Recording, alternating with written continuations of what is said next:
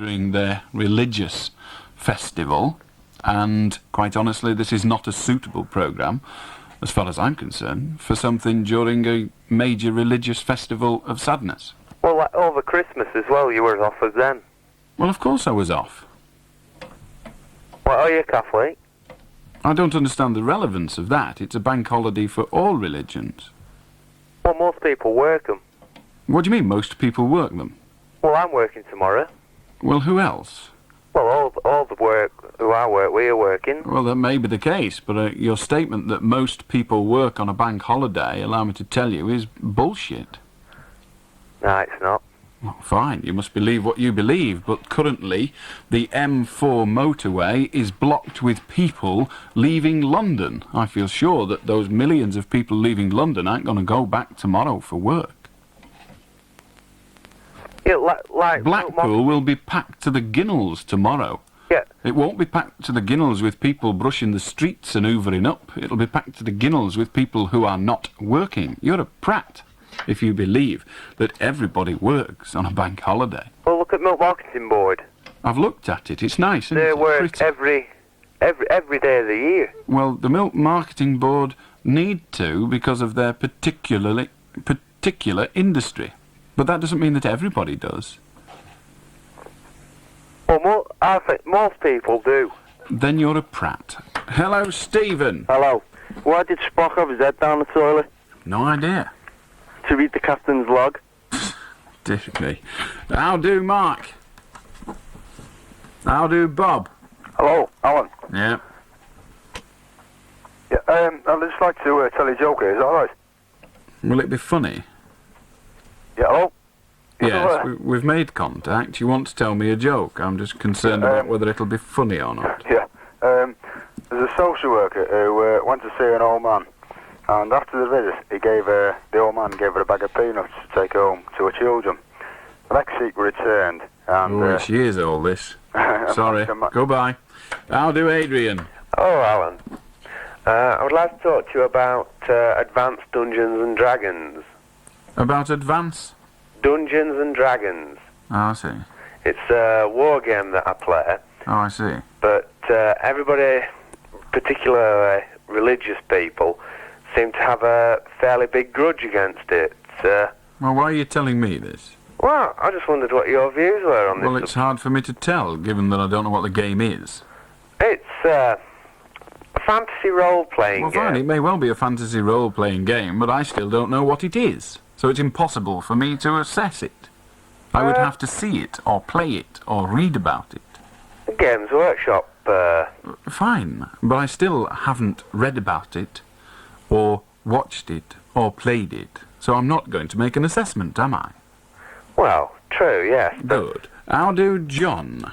Hi, Alan. A couple of nights ago, in the list of people you said you never wanted to see released from prison, you included Myra Hindley. I did indeed. And I disagree with you for a variety of reasons, which most people don't appear to apply their minds to because it's so emotive. Well, allow me to tell you before we go any further, John, that I spent 3/4 of an hour discussing this self-same subject with Lord Longford, so I don't think you're going to tell me something new, but do carry on. Well, I would have thought Lord Longford's particular motivation was religious. Mine certainly isn't. Go on. He did actually cover all issues, but go on. Well, okay. Well, in the first instance, it's very difficult to understand what society is going to gain by, after 22 years, her continuing being in prison, in the light of the fact she's been in prison longer than anyone else has this century. Right, well, let me again interrupt with another question. Do you think Ian Brady should be released? No, indeed. Well, Ian Brady's been in the same length of time Well, as I her. agree, but I would think that there was certainly a very real risk to children, in particular, if Brady was released. And are you suggesting that there's no risk with Myra Hindley? Not only that, I suspect there was never any evidence that had that woman not been involved with Brady in the first place, that any child would have been risked anyway. I'm prepared to accept that, but that doesn't mean to say that she couldn't fall foul of a similar process. Well, any more than possibly any other number of other people could do, not necessarily women, but the influence that certain individuals have over another, particularly in live-in relationships is well documented. It extends further than that. Hitler managed to take an entire race of people to what the bonkers nearly. But I don't want to draw away from that. You see, what's possibly forgotten in these yards and yards of newsprint, and it does still sell newspapers, no two ways about it, is although in law she was guilty of murder, in fact she killed no one, and it was never suggested that she did. And given that something like 400 women this century who have been convicted of murder and actually did commit murder and confessed the murder have spent a lot less time in prison than she has, it's very difficult to concede, back to the first point, what is the purpose being fulfilled by a continual... Right, well, the answer to that is that when we convict somebody of a crime, we actually convict them for the stated crime, obviously, but we also convict them of an overall statement crime, if you like, and that is an injury to society. Now, the injury performed to society by Ian Brady and Myra Hindley is probably the most heinous non-military injury this century, and as a result, those people must suffer. That I agree. Right. Except I do not agree with your continually grouping of it. You see, I happen to believe that if that woman had not on that fated day gone to work at that fated place, she would probably be ringing you up now and saying that woman should never be released. That's the point I'm trying to make to you. I think I can accept that obscure but acceptable point, yes. And with that taken in mind, it shouldn't be done whether it's always Brady and Hindley, it's always Brady and Hindley. Now, I'm not suggesting for any stretch of imagination that she didn't deserve to go to prison for one hell of a long time. She's been in prison one hell of a long time, I say longer than anyone else this century. And I don't honestly... Except Ian Brady. No, woman, I said. Go on. Any woman. No, there's Staffan's been in longer than Brady. There are 3, I think, prisoners been in longer than Brady. However, it still doesn't answer what is the essential point, which is what purpose is being served by a still being hers. The interesting thing occurred, you probably remember, about 12 years ago, when there was a governor of Holloway Prison, I think the lady was called Dorothy Wing, that actually took her out, and all hell let loose. That's right, all hell went berserk. That's right. Now, ever since then, there has been an absolutely virulent press campaign, centred obviously around Manchester, because that's where it happened. Yes. And I'm just wondering whether or not people in the parole board are influenced by what is essentially trial after the event by newspapers. She didn't kill anyone. Hideous though the crimes were.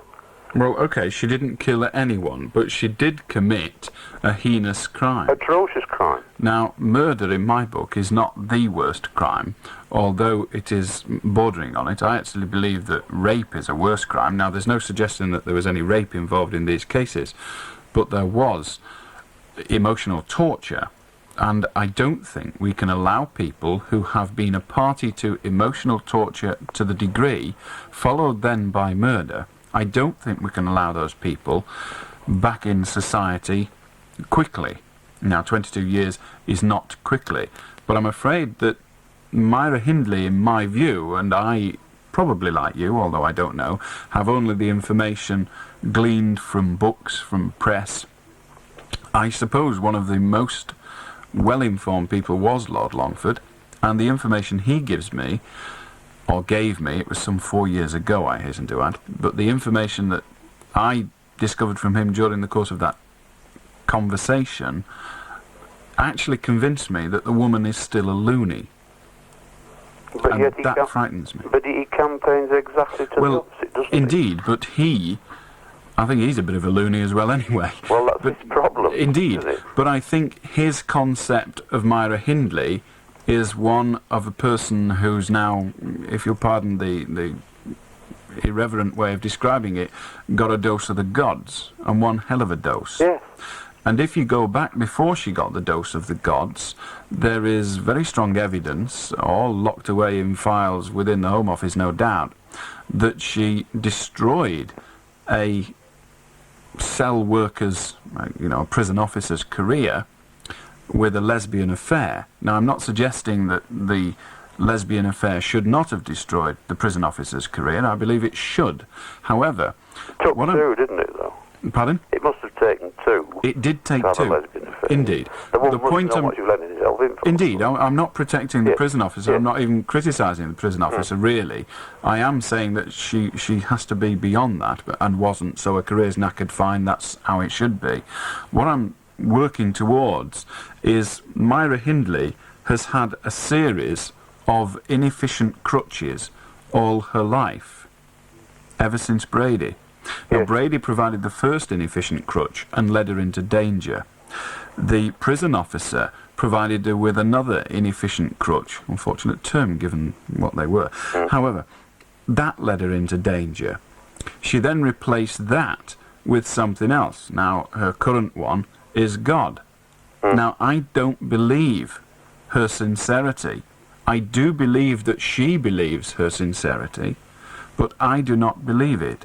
I believe that she is still a very immature, easily led person. And I don't think that if she was let into our society, it would be long before the next emotional crutch came along.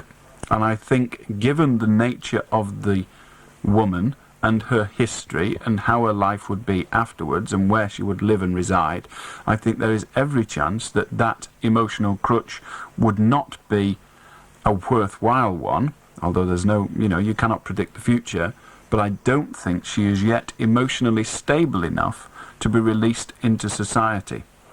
Well, the answer to that, in short, is that I could probably suggest to you that there's a very large percentage of people, men and women, who are released from prison with the same degree of emotional insecurity that she has. It's never. I am prepared to accept that, John. The difference... Go on.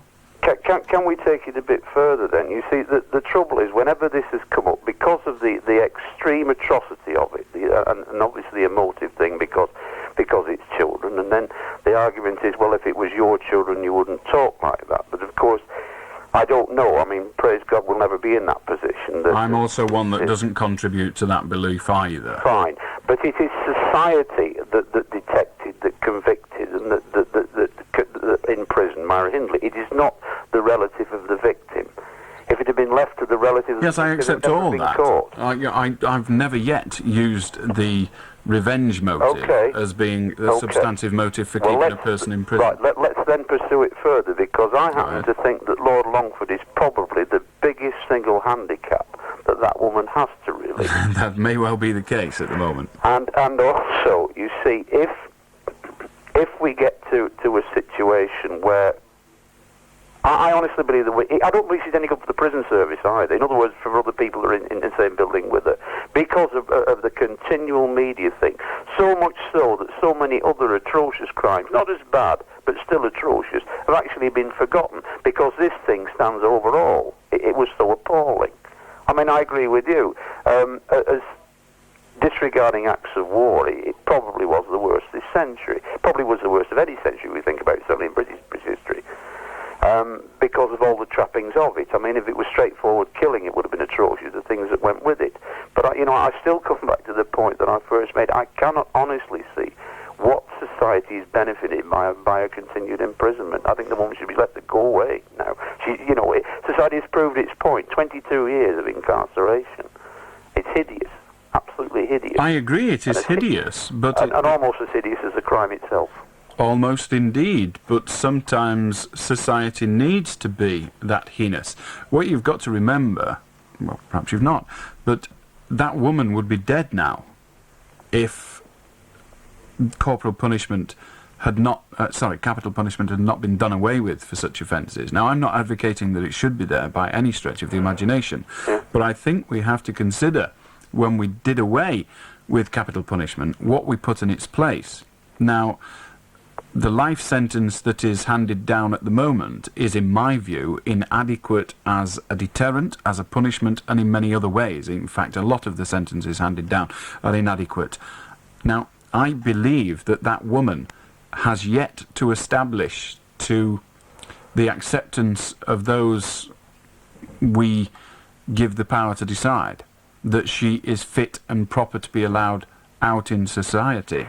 I don't think the fact that society, by press manipulation, which is what we're talking about, I don't think society should be taken into consideration too much, in that just because the majority of the people say she shouldn't be out, then she shouldn't be. I don't hold with that opinion. But I do think that on this occasion, on the basis of the information available, rather than the opinions passed by ridiculous right-wing rag newspapers, I think the information available is such as to convince me, at least, that she should still be in there because she is still a danger to society. I think if she came out into society, she would flounder, and in her floundering may well resort to, I don't know, a means of getting back into a comfortable accommodation. I couldn't disagree with that. I mean, it's obviously supposition, but I do know she didn't use the word would kill. I mean, given that she never killed in the first place, it's extremely likely she would. Indeed, I'm not suggesting she would kill, but I actually believe there are worse crimes. Well, I absolutely disagree. I disagree that rape's worse than murder either, but there again, neither you or I probably have ever been raped. No, neither of us could be so lucky to be. I don't imagine anybody wants to me anyway. No, I know for sure they wouldn't me. I can't get them to do it for big money, I think. Alrighty, good night. Thank you, John, for an interesting conversation. Bye-bye. Ta-ra. Howdy, Russell. Hello? Yeah. Alan, I've got this problem. I've been going out with girls lately, and they've been finishing with me after about a week. Wash your underwear. Howdy, Brian. Alright, Al. Yep. I'd like to talk about Easter Monday, haven't I? Go on. Well, you see, Manchester United are playing Everton on. I don't care about football. Manchester United, Everton, whatever those things are, I don't want to hear about them. As he climbed behind the wheel. 301 medium wave.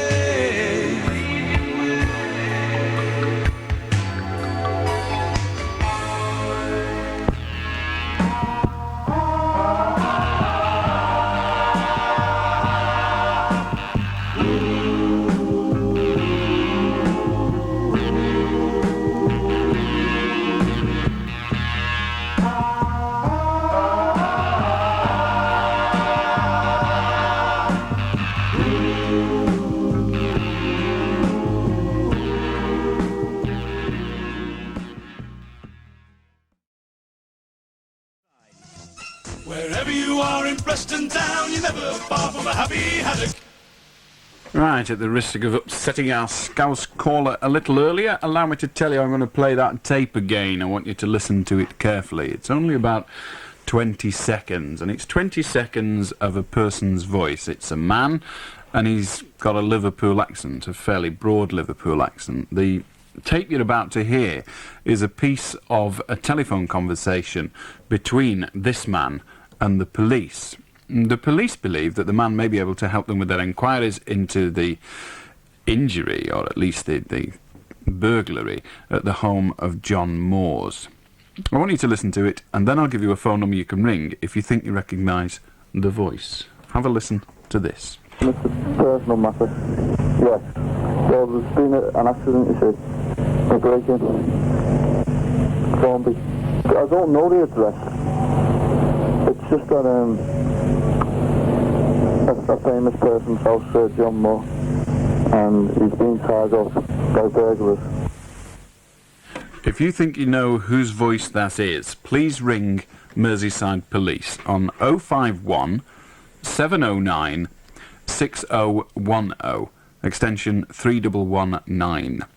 051 709 6010, extension 3119. Now, obviously, when you ring the police, it would appear that they record your message. If you're bothered about that and you want to do it anonymously and you don't want to ring the police, it would be better if you did.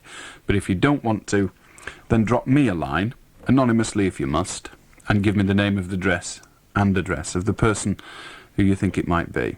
And the address to write to me is Allan Beswick, Red Rose Radio, P.O. Box 301, Preston, PR11YE. And that telephone number, once again, 051 709 6010, extension 3119. And let's see if your programme, the Beswick programme, can actually solve a crime. Ring him if you dare. Allan Beswick, the late night show.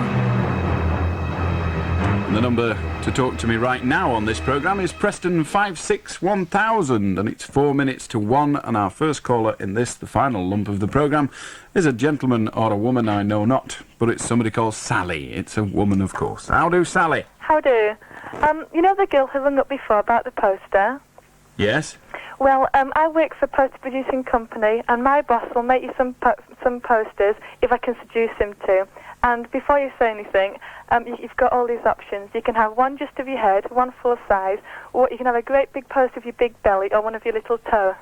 And so which one would you like? I suppose the one I would like is irrelevant, but I think we'd have difficulty selling one with my belly on, assuming you could find enough paper. Well, I'll send you my business card, and you can see what you want to do. All right. Well, you better send me the prices as well. Yeah, I will do. All right then, Sally. See you. Thank you. Ta-ra. Sally touting for business. How do, Lee? Hello, Alan. Yep. I've got to ring up because I've got to say that I think the teachers had a justified reason, to go on a strike. So, I just wondered what your point's on it. Well, of course they had a justified reason. They wanted more money. Yeah, well, don't you think we deserve more money? Because, the teaching that, the teaching children now who are going to be future MPs or whatever. I mean, and some of them... Well, that's probably the worst argument you could put. If they're teaching MPs, then I don't think they should be paid at all, to be honest. We don't need any more pigging MPs that are paying in the bum. However, yes, they do deserve more money. There is no question of it. The teachers deserve more money. The nurses deserve more money. All sorts of organisations, including Allan Beswick's of this world, deserve more money. The issue is, are they going to get it? Now, I think they knew from the start that they weren't going to get it, so going on strike perhaps was merely just harmful for no reward. Yeah, I suppose so. I'll be perfectly honest with you, Lee. If I went on strike, I as an individual went on strike, the chances of that happening are virtually nil, by the way. But if I did go on strike for an issue, then I would never back down, under any circumstances. Yeah. And they have. I know, just think with the teachers, like, some of them, they're married with kids, and, the children are having, supplementary benefit for meals and that, at dinner time, and I just don't think that's right at all when they've had to go to university and get their A-levels and get a degree, and then teachers course, you know what I mean? Yes, I do know what you mean. I agree with you that teachers should be paid more money. But I think they could have gone about it in an entirely different way, and they might not have lost then. Yeah. All right. Cheers. How do, Arnold? All right, I'm ringing from heaven here. I was died the other day, you see, and I was talking to St. We're all pleased about that. And he said to me, he was explaining to me like how heaven works, and he says, see, it's a big place, and you get transport for how well you've been down there, how kind you've been to other people. All of a sudden he burst into laughter. He was in convulsions. He said, "Pete the old mate, what are you laughing at?" He says, "Just seen the Pope on a skateboard." Ta-ra, Arnold. How do, Paul? Hello, Alan. I was Yeah. wondering if you could give me a bit of advice. I've no idea. We'll find out, should we? How can I lose my virginity? Stop being so ugly might help. Yeah, but you've got a short penis. You should know. Well, yes, I have got a short penis, but you will not know at this stage, but you may later, that it is not the size of the wand that matters, but the magic it works. Yeah. How do, Eddie? Hello. I like to talk about experiments on embryos, on human embryos, because there's a bill going through Parliament. I like to, draw to the attention of everyone, and it's trying to oppose experiments on embryos. And I'd like to say that it's a very harmful thing to humans to, have these experiments on the embryos. A harmful thing to humans to have the experiments? It's harmful because they're possible children and that. They are possible children, yes, but the ones that they're using will never be children, will they? Well, that's because they're taking away their lives by well, experimenting. don't go away. Have another think about it. I'll be back with you after the 1 o'clock news. 1 o'clock news, this is Bill Bingham. Mrs. Thatcher says nuclear weapons are here to stay. And she says President Reagan and Mikhail Gorbachev hope for a nuclear-free world are pie in the sky. She says, although everyone would like to see nuclear weapons eliminated, she doesn't think it will come about. Emma Adwin reports. Mrs. Thatcher says the two superpowers are deceived if they believe they can abolish nuclear weapons now the knowledge is there to make them. In an interview with The Times, she says the true value of her own policies won't be apparent for another 25 years, when the next generation inherits from today's new homeowners and shareholders.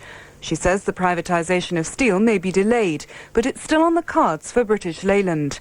She stands by her policy of cutting taxes and promises more union laws to break the closed shop if she's elected for a third term of office. 2 men have been arrested after armed police stormed a house in West London. The siege began after the men, believed to be armed with a revolver, fled into a house at Richmond in Surrey following a car chase. The men were eventually found in the loft of a nearby house.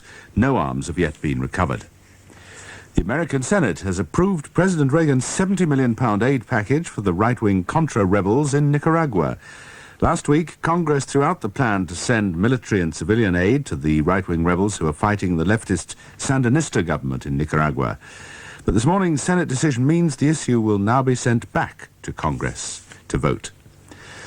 Fleet Street is in trouble again, with disputes threatening 4 national newspapers. Unofficial industrial action has stopped the London editions of the Mirror, while staff at the Daily and Sunday Express and the Daily Star have been told the papers will be shut down after Easter unless the unions agree to a cost-cutting package which involves 2,500 job losses. Publisher Robert Maxwell has also suspended publication indefinitely of his Scottish papers, the Daily Record and the Sunday Mail. Customs officers at London's Heathrow Airport say they'll tone down their work to rule so holidaymakers over Easter suffer the minimum of disruption. But they say they'll step up their action on Tuesday over opposition to new working hours at the airport. Independent Radio News.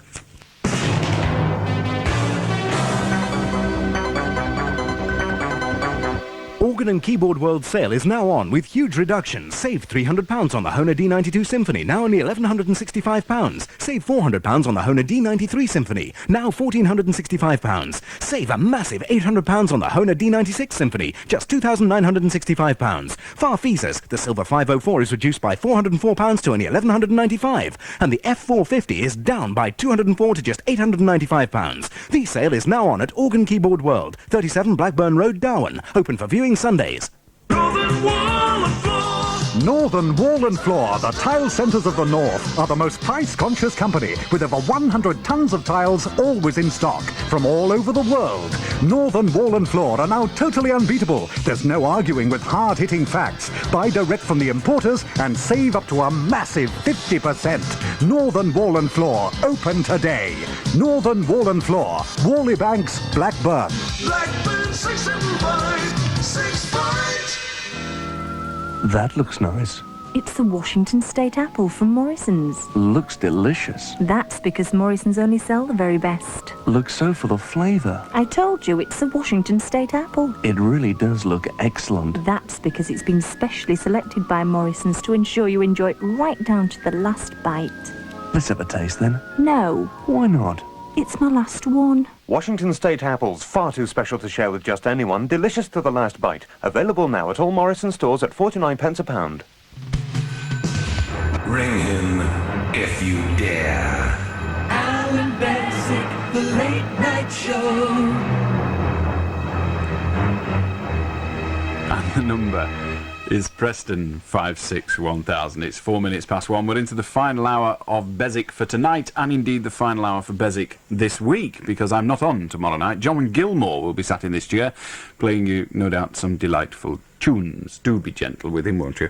How do, Eddie?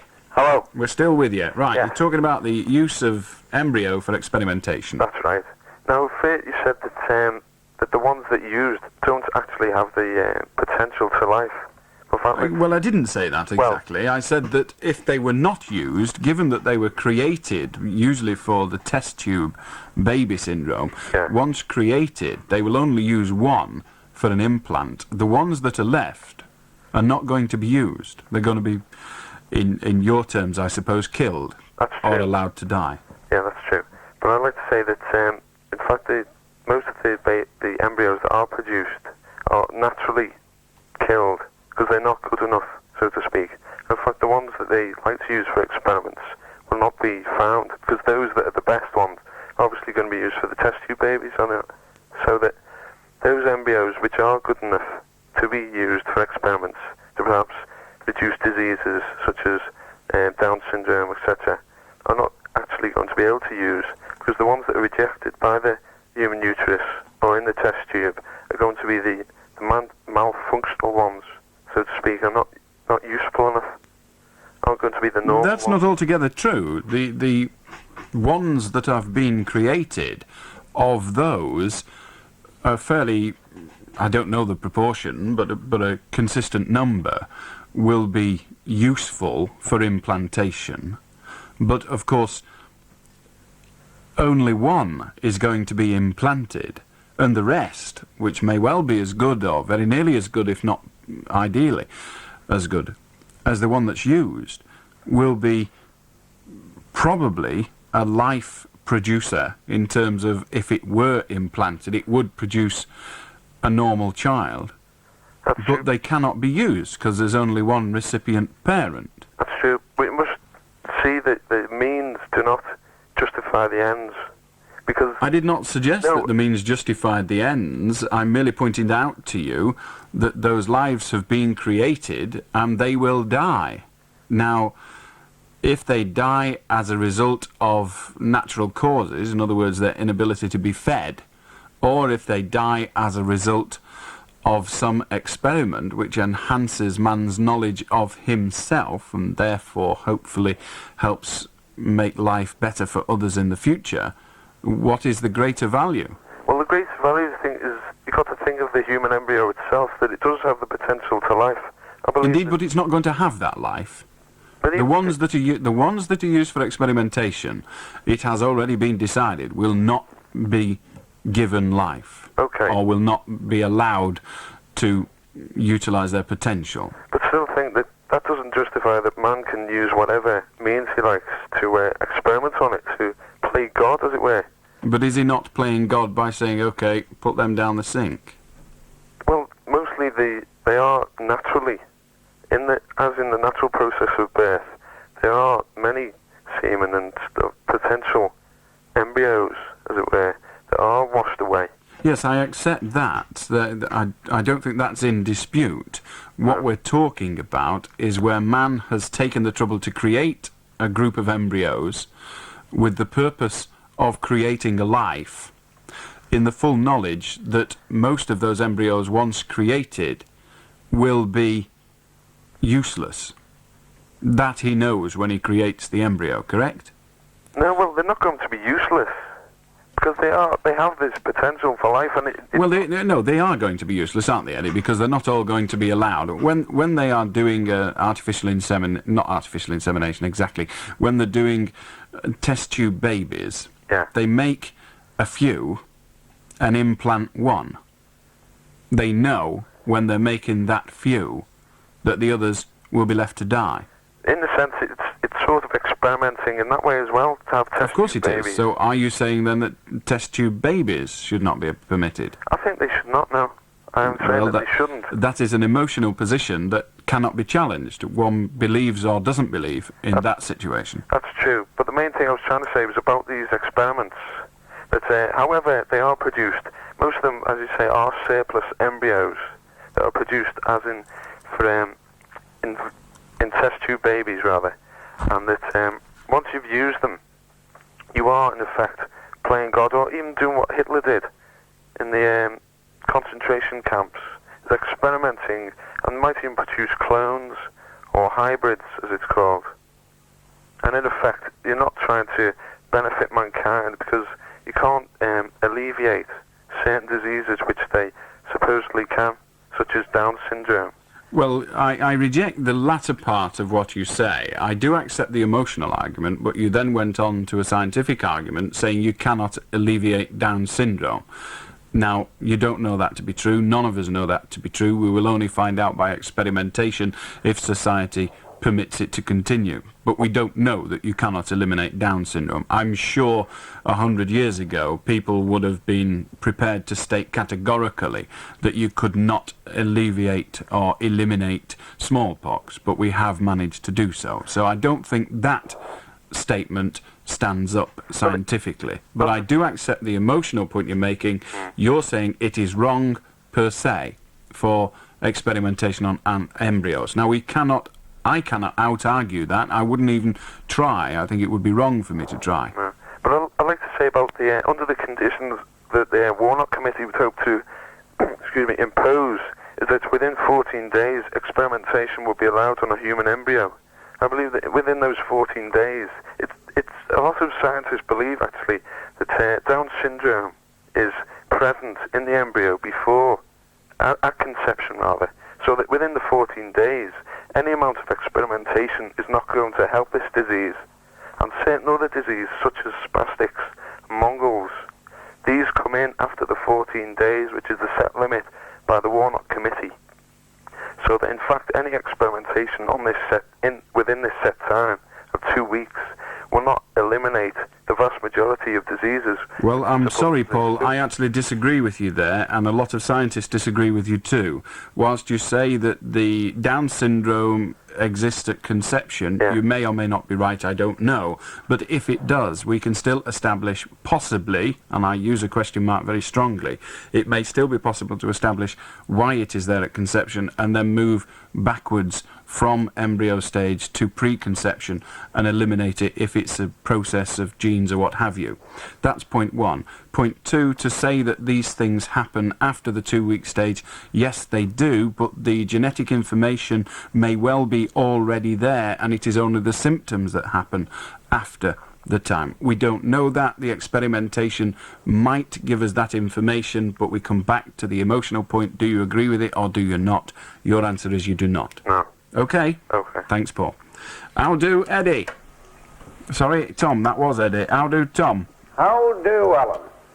As an outsider, Alan, what do you think of the human race? It's an old joke, and I think it's great, except for practical Tom. How do Paul? How do Alan? Just got to say, I really hate Scousers. Then you're an idiot. How do Kirk? Hello, Alan. I'd like to just give you a bit of information concerning the trading standards area of Red Rose. Well, I live at Lango. The what of Red Rose? The area covered by the signal. Oh, the TSA? Yeah. Not the trading standard area, sorry. the trading service area. Yeah. Go on. You live at Lango? Yeah. Well, you know, I don't know whether any of the listeners know where Lango is. It's near Blackburn, obviously. But I can't get the signal on FM so well, because there's a hill sort of in the way. So I wrote off to the IBA for some information, and they sent me a map.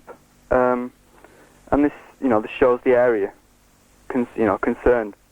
Well, there was a fella on earlier on. What does it say on the map? Well, it says that Lango's out of it slightly. Does it? Yeah, it does. And yet Burnley's in it? Well, no, it doesn't. Burnley, it's not in on the VHF, it's in on the medium wave. So the problem is, you see, that despite that map you've got, which you claim purports to be the trading service area, what you're saying is it is the signal reach area. Yeah. Now, the signal reach area is not the trading service area. Because imagine it, we cannot sell advertising on medium wave that we don't use on VHF. Now, to say that Burnley is our medium wave TSA and yet not our VHF TSA is ludicrous, isn't it? Because we actually sell advertising full stop. So it is in our area, it's just that the signal's crap. But it all depends on how high up you are as well. Well, of course it does. Yeah, because, I mean, I know... Yes, the signal is crap in certain areas. It's pretty shoddy round about Lancaster. It's pretty shoddy anywhere between... In pockets, in actual fact, between, I suppose you'd say, east of Blackburn. Once you get beyond Blackburn and get into the hills, it breaks up. There's nothing we can do about it. Well, I wish there was. I have a friend who lives at Higham, that's near Burnley, and he can get FM perfectly clear. Yes, well, FM, you see, is a very directional signal. It's a very, very tiny wave, as it were, and it can penetrate easier than medium wave and reflect easier than medium wave, so you can sometimes get it, but you also get pockets where there's none. But that map you have isn't a TSA map, it's a signal strength map. Yeah. All right? And also... there are no alsos, you only get one subject. Well, you mentioned earlier on that you're going to Ulverston. I am. Well, Ulverston is actually in the map area. Yes. Well, I thought you said it wasn't, you know, I thought you said well, it was... Well, no, you've got this problem again, haven't you? It is not in our TSA as far as...